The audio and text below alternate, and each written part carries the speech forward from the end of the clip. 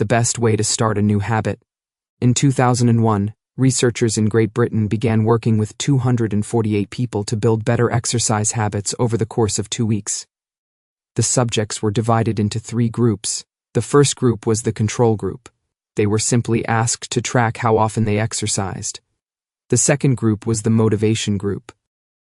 They were asked not only to track their workouts but also to read some material on the benefits of exercise.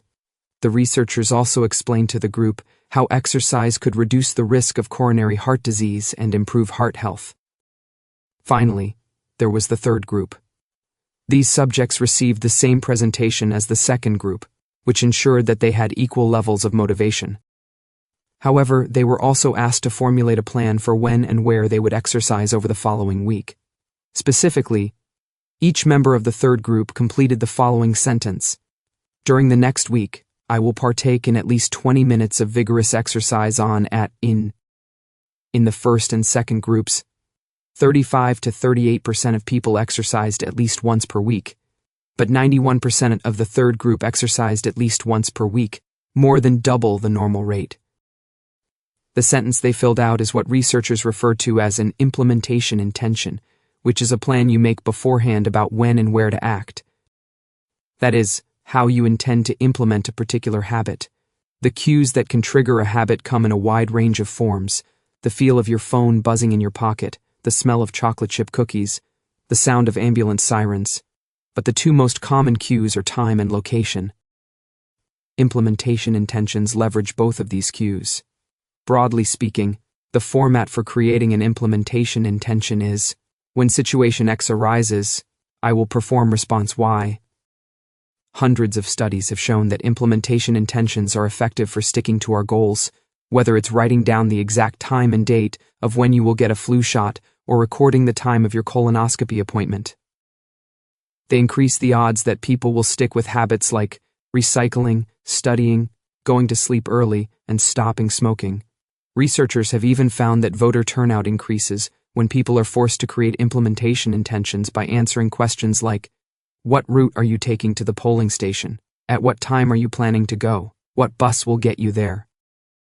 Other successful government programs have prompted citizens to make a clear plan to send taxes in on time, or provided directions on when and where to pay late traffic bills. The punchline is clear. People who make a specific plan for when and where they will perform a new habit are more likely to follow through. Too many people try to change their habits without these basic details figured out.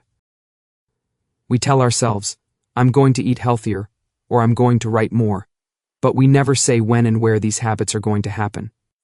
We leave it up to chance and hope that we will just remember to do it, or feel motivated at the right time. An implementation intention sweeps away foggy notions like I want to work out more, or I want to be more productive, or I should vote, and transforms them into a concrete plan of action.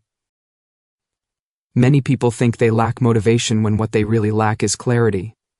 It is not always obvious when and where to take action.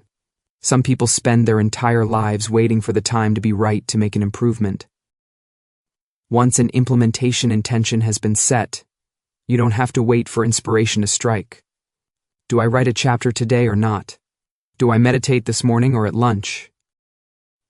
When the moment of action occurs, there is no need to make a decision.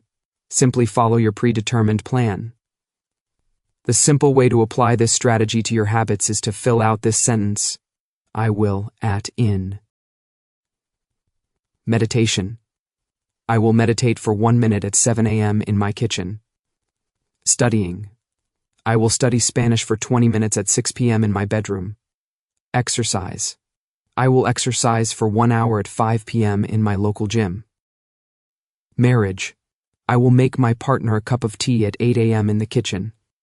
If you aren't sure when to start your habit, try the first day of the week, month, or year. People are more likely to take action at those times, because hope is usually higher. If we have hope, we have a reason to take action. A fresh start feels motivating. There is another benefit to implementation intentions. Being specific about what you want and how you will achieve it helps you say no to things that derail progress, distract your attention, and pull you off course. We often say yes to little requests, because we are not clear enough about what we need to be doing instead. When your dreams are vague, it's easy to rationalize little exceptions all day long and never get around to the specific things you need to do to succeed. Give your habits a time and a space to live in the world. The goal is to make the time and location so obvious that, with enough repetition, you get an urge to do the right thing at the right time, even if you can't say why. As the writer Jason Zweig noted, obviously you're never going to just work out without conscious thought. But like a dog salivating at a bell, maybe you start to get antsy around the time of day you normally work out. There are many ways to use implementation intentions in your life and work. My favorite approach is one I learned from Stanford professor B.J. Fogg, and it is a strategy I refer to as habit stacking. Habit stacking, a simple plan to overhaul your habits. The French philosopher Denis Diderot lived nearly his entire life in poverty, but that all changed one day in 1765. Diderot's daughter was about to be married, and he could not afford to pay for the wedding. Despite his lack of wealth, Diderot was well known for his role as the co-founder and writer of Encyclopédie, one of the most comprehensive encyclopedias of the time. When Catherine the Great, the Empress of Russia, heard of Diderot's financial troubles, her heart went out to him. She was a book lover and greatly enjoyed his encyclopedia. She offered to buy Diderot's personal library for £1,000, more than $150,000 today. Suddenly, Diderot had money to spare. With his new wealth, he not only paid for the wedding but also acquired a scarlet robe for himself. Diderot's scarlet robe was beautiful. So beautiful, in fact, that he immediately noticed how out of place it seemed when surrounded by his more common possessions. He wrote that there was no more coordination, no more unity, no more beauty between his elegant robe and the rest of his stuff. Diderot soon felt the urge to upgrade his possessions. He replaced his rug with one from Damascus. He decorated his home with expensive sculptures. He bought a mirror to place above the mantel, and a better kitchen table. He tossed aside his old straw chair for a leather one.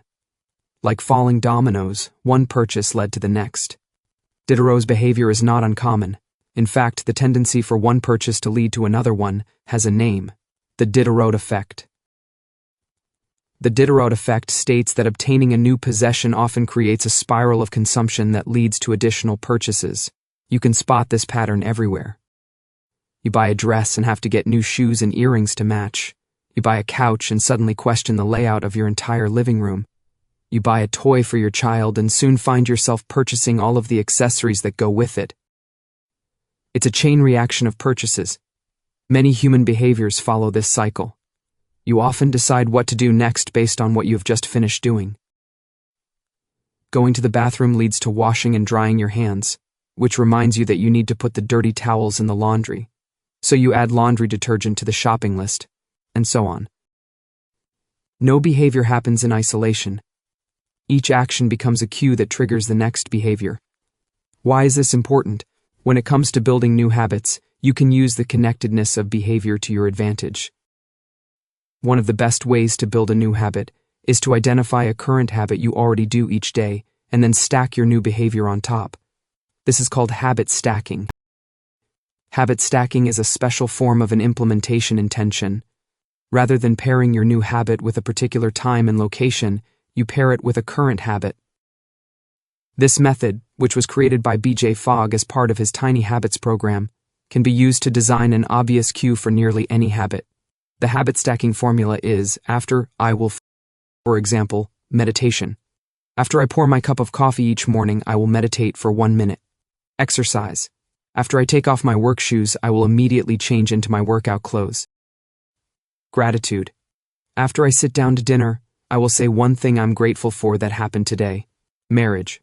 After I get into bed at night, I will give my partner a kiss. Safety. After I put on my running shoes, I will text a friend or family member where I am running and how long it will take. The key is to tie your desired behavior into something you already do each day. Once you have mastered this basic structure, you can begin to create larger stacks by chaining small habits together. This allows you to take advantage of the natural momentum that comes from one behavior leading into the next, a positive version of the Diderot effect. Habit stacking. Figure 7. Habit stacking increases the likelihood that you'll stick with a habit by stacking your new behavior on top of an old one. This process can be repeated to chain numerous habits together, each one acting as the cue for the next. Your morning routine habit stack might look like this. 1. After I pour my morning cup of coffee, I will meditate for 60 seconds. 2. After I meditate for 60 seconds, I will write my to-do list for the day. 3. After I write my to-do list for the day, I will immediately begin my first task, or consider this habit stack in the evening. 1. After I finish eating dinner, I will put my plate directly into the dishwasher. 2. After I put my dishes away, I will immediately wipe down the counter. 3. After I wipe down the counter, I will set out my coffee mug for tomorrow morning. You can also insert new behaviors into the middle of your current routines. For example, you may already have a morning routine that looks like this: wake up, make my bed, take a shower. Let's say you want to develop the habit of reading more each night. You can expand your habit stack and try something like, wake up, make my bed, place a book on my pillow, take a shower. Now, when you climb into bed each night, a book will be sitting there waiting for you to enjoy. Overall, habit stacking allows you to create a set of simple rules that guide your future behavior. It's like you always have a game plan for which action should come next. Once you get comfortable with this approach, you can develop general habit stacks to guide you whenever the situation is appropriate. Exercise. When I see a set of stairs, I will take them instead of using the elevator. Social skills. When I walk into a party, I will introduce myself to someone I don't know yet. Finances. When I want to buy something over $100, I will wait 24 hours before purchasing. Healthy eating. When I serve myself a meal, I will always put veggies on my plate first. Minimalism. When I buy a new item, I will give something away. Mood. When the phone rings, I will take one deep breath and smile before answering. Forgetfulness. When I leave a public place, I will check the table and chairs to make sure I don't leave anything behind. No matter how you use this strategy, the secret to creating a successful habit stack is selecting the right cue to kick things off. Unlike an implementation intention, which specifically states the time and location for a given behavior, habit stacking implicitly has the time and location built into it. When and where you choose to insert a habit into your daily routine can make a big difference. If you're trying to add meditation into your morning routine but mornings are chaotic and your kids keep running into the room, then that may be the wrong place and time. Consider when you are most likely to be successful. Don't ask yourself to do a habit when you're likely to be occupied with something else. Your cue should also have the same frequency as your desired habit. If you want to do a habit every day, but you stack it on top of a habit that only happens on Mondays, that's not a good choice. One way to find the right trigger for your habit stack is by brainstorming a list of your current habits. You can use your habits scorecard from the last chapter as a starting point. Alternatively, you can create a list with 2 columns. In the first column, write down the habits you do each day without fail. For example, get out of bed, take a shower, brush your teeth, get dressed, brew a cup of coffee, eat breakfast, take the kids to school, start the workday, eat lunch, end the workday, change out of work clothes, sit down for dinner, turn off the lights, get into bed. Your list can be much longer, but you get the idea. In the second column, write down all of the things that happen to you each day without fail. For example, the sun rises, you get a text message, the song you are listening to ends, the sun sets. Armed with these 2 lists, you can begin searching for the best place to layer your new habit into your lifestyle. Habit stacking works best when the cue is highly specific and immediately actionable. Many people select cues that are too vague. I made this mistake myself. When I wanted to start a push-up habit, my habit stack was when I take a break for lunch, I will do 10 push-ups. At first glance, this sounded reasonable. But soon, I realized the trigger was unclear. Would I do my push-ups before I ate lunch? After I ate lunch? Where would I do them? After a few inconsistent days, I changed my habit stack to, when I close my laptop for lunch, I will do 10 push-ups next to my desk. Ambiguity gone. Habits like read more or eat better are worthy causes, but these goals do not provide instruction on how and when to act. Be specific and clear after I close the door. After I brush my teeth, after I sit down at the table. The specificity is important. The more tightly bound your new habit is to a specific cue, the better the odds are that you will notice when the time comes to act. The first law of behavior change is to make it obvious.